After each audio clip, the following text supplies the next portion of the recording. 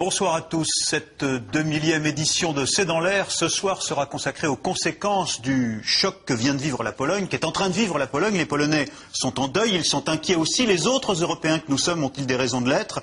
La Pologne, vous le savez, c'est un territoire stratégique en Europe centrale. Alors la catastrophe de samedi et la mort de son président vont-elles modifier ses relations avec l'Europe et avec la Russie? Et puis quelles sont les incertitudes politiques pour la Pologne et pour nous, après la disparition de son président et d'une partie de son élite dans le Tupolev présidentiel? Voilà quelques-unes des questions de ce C'est dans l'air, intitulé ce soir « La Pologne décapitée ». Et pour répondre à vos questions SMS et Internet jusqu'à la fin de l'émission, avec nous, Ania Stypukolska-Gutierrez, vous êtes avocate d'origine polonaise vous-même, spécialiste des affaires franco-polonaises. Vous êtes la présidente de la Chambre de commerce franco-polonaise, la Chambre de commerce et d'industrie, donc à Paris. Avec nous aussi le politologue Jacques Rupnik. Jacques Rupnik, vous êtes directeur de recherche au CERI, le Centre d'études et de recherche internationale de Sciences Po Paris. Vous êtes un de nos grands spécialistes de l'Europe centrale et orientale et vous avez publié Les banlieues de l'Europe aux presses de Sciences Po. L'historien Stéphane Courtois. Stéphane Courtois, vous êtes directeur de recherche au CNRS. Vous êtes un spécialiste de l'histoire du communisme. Vous avez écrit Communisme et totalitarisme chez Perrin. Et puis avec nous, le journaliste et pilote Michel Polaco. À Radio France, France Info et France Inter, vous êtes le spécialiste des questions d'aéronautique et de défense. Et parmi vos nombreux livres sur l'aviation, je vais citer Airbus A380 chez Hachette et puis celui sur le Concorde aux éditions du Cherche-Midi. Jacques Rupnik, Madame, l'État polonais a été brutalement décapité. Est-ce qu'on peut dire ce soir, qu'est-ce qu'il en est de l'idée de déstabilisation, que la Pologne est déstabilisée? Je ne partage pas tout à fait cette vision des choses. La Pologne est traumatisée, la Pologne est en état de choc, la Pologne est en état de deuil, mais elle fait preuve d'une remarquable unité, maturité, le calme.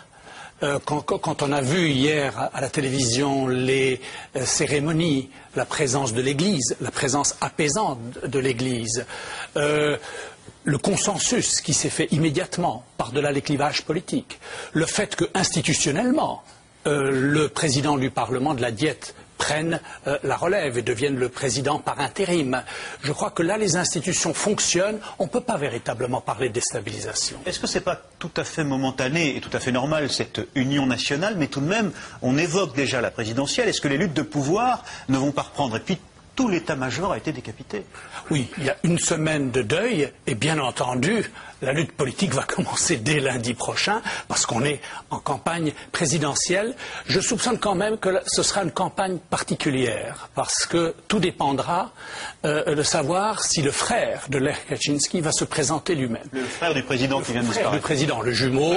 Et en un sens, s'il va surfer sur la vague de sympathie, d'émotion qui concerne la tragédie de Katyn. Alors, depuis samedi, on a vu évidemment des messages de condoléances venant de toute l'Europe, du président Sarkozy. Bon, il y a même un jour de deuil en Russie, mais malgré tout, on n'a pas le sentiment qu'on a l'impression que le reste de l'Europe, les 26 autres membres de l'Union, n'ont pas l'air très concernés quand même par ce qui arrive en Pologne, au-delà de l'émotion.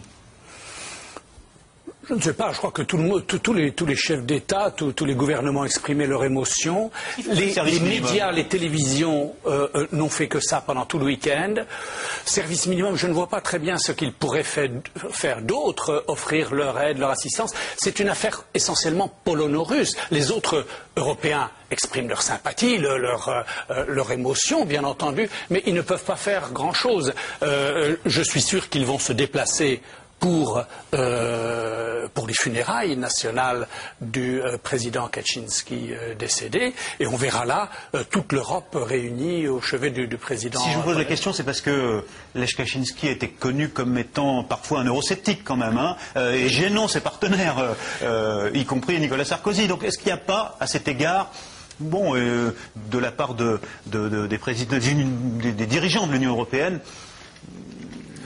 je ne vois pas ça comme ça. Je pense qu'ils sont quand même capables de faire la part des choses. Il y a la politique, et politiquement, Lech Kaczynski, comme son frère Jaroslav lorsqu'il était Premier ministre, les deux jumeaux avaient la réputation d'être des défenseurs assez vigoureux de la souveraineté polonaise, défense du traité de Nice, ils n'aimaient pas beaucoup la Constitution ni le traité de Lisbonne. Ils avaient une relation très tendue avec l'Allemagne. Avec tout le monde alors, les Français, les Allemands, les Russes. Surtout avec l'Allemagne. Ouais. Et oui, alors ce qui était particulier, vous savez, dans la tradition polonaise, il y a les deux adversaires, la Russie et la Pologne. Et généralement, le clivage, c'est ceux qui considèrent que l'adversaire principal, c'est la Russie, et ceux qui considèrent que c'est l'Allemagne. Les frères Kaczynski étaient sur les deux fronts, en quelque sorte. Donc là, c'était un peu la particularité. Mais je crois que les Européens, les leaders européens sont capables de faire la part des choses, ce qui relevait de la politique et de la défense des intérêts polonais, on peut mettre ça entre guillemets, si vous voulez, au sein de l'Europe, et le moment d'émotion où on rend hommage au chef d'État polonais, et c'est toute l'Europe qui est concernée par ce drame. Alors avant de revenir sur la politique, on va revenir sur les faits, l'accident d'avion et puis l'émotion, bien sûr. L'accident s'est donc produit samedi matin, lorsque le Tupolev du président Lech Kaczynski et de sa délégation s'est écrasé dans le brouillard de l'aéroport de Smolensk, en Russie, accident tout près de Katyn, là même où la direction polonaise venait de commémorer, ou venait pour commémorer, le massacre de 22 000 Polonais en 1940 par les Soviétiques. Nicolas Robida.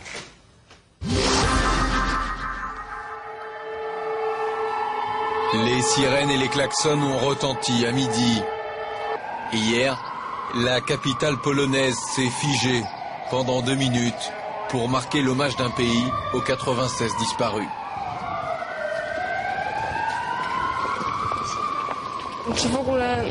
C'est une sensation incroyable de voir que tout Varsovie est capable de s'arrêter en silence. Le tramway s'est arrêté. De voir que les gens sont capables de s'unir de cette façon. Tout le monde s'arrête et là on ressent une sorte d'unité. Au moins dans ces moments-là, on sent qu'on est capable d'être tous solidaires. Dans la matinée, le corps du président Kaczynski avait fait son retour dans la capitale. Sur le tarmac de l'aéroport, sa fille est la première à s'avancer, puis Jaroslav, son frère jumeau, s'agenouille longuement devant la dépouille. Lech Kaczynski est ensuite conduit à travers Varsovie, vers la chapelle du palais présidentiel. Des centaines de milliers de Polonais accompagnent le cortège. D'autres se tournent vers les églises. Dans ce pays majoritairement catholique, de nombreuses messes ont été dédiées aux victimes. Oui, c'est très important d'être là. Nous sommes catholiques et nous prions parce qu'il ne me reste que ça. Hier, j'ai pleuré toute la journée, tout le temps. Et ça continue maintenant.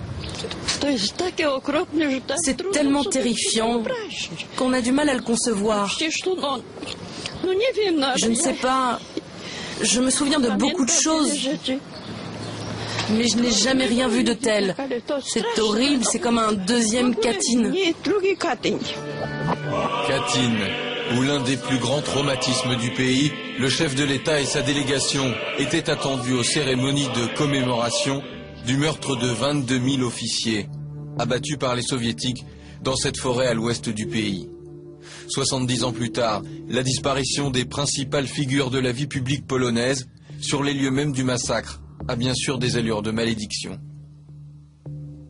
On peut dire qu'il y a quelque chose de mystique dans cette situation, que la délégation officielle qui va à cérémonie la 70 anniversaire, c'est ce que je dis, c'est une sorte de mysticisme, mysticisme des lieux, les lieux damnés.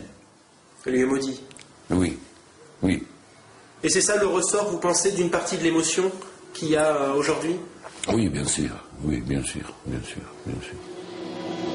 Est-ce pour ne pas manquer les cérémonies que l'appareil présidentiel a forcé le destin et tenté, après 3 approches infructueuses, un 4e atterrissage, pourtant contraire aux règles aéronautiques? Les premiers éléments de l'enquête privilégient la piste d'une erreur humaine. Les pilotes n'auraient pas respecté les alertes des contrôleurs aériens russes. L'avion est passé en dessous de la trajectoire normale d'atterrissage. Les contrôleurs ont bien donné l'ordre à l'équipage de reprendre de l'altitude et de s'orienter vers un autre aérodrome, un ordre que les pilotes n'ont pas exécuté. L'avion a continué sa descente et malheureusement cela s'est terminé par cette tragédie. Sur place en Russie, les familles des victimes sont arrivées à l'hôpital médico-légal de Moscou pour reconnaître les corps. Cet après-midi, l'alliance de la première dame a permis son identification. Les funérailles officielles, elles, pourraient avoir lieu samedi en présence de nombreux chefs d'État. Le président russe Medvedev a ainsi fait savoir qu'il souhaiterait y assister. Et on va